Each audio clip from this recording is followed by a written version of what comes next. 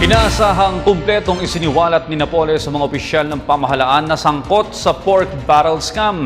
Nakakagapay din ang NBI sa anumang ipag-uutos ng Department of Justice kaugnay sa naturang anomalya.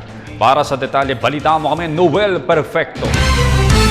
Matapos na pumayag na maghayag ng kanyang pakipagtulungan sa pamahalaan si Janet Lim Napoles tungkol sa pagmaniobra nito sa iligal na operasyon, kaugnay pa rin ng 10 bilyong pisong PDAF scam, sinabi ni Vice President Jejomar Binay na umaasang sambayanan sa mga isisiwalat pa nito mga masasangkot sa pinakamalaking katiwaliang nangyari sa bansa.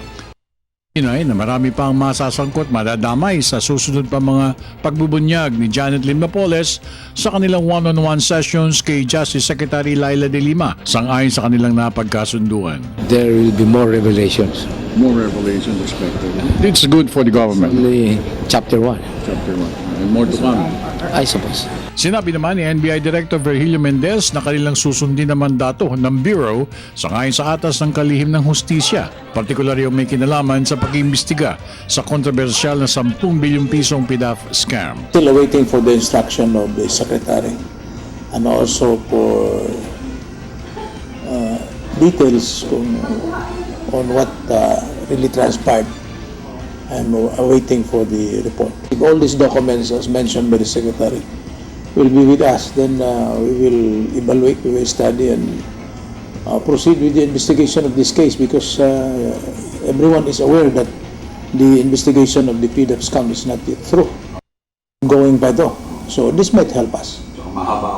Mahaba ang proseso.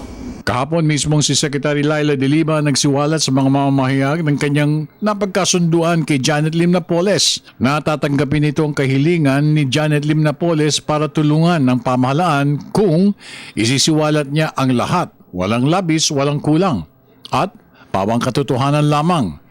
At si Secretary Laila De Lima lamang ang kakausapin nito hinggil sa expose niya. At siyempre pa, walang pangako na magiging state witness ito ng pamahalaan sa kasong kinakaharap na 10 bilyong pisong PDAF scam. Para sa Telebisyon ng Bayan, ako naman si Noel Perfecto.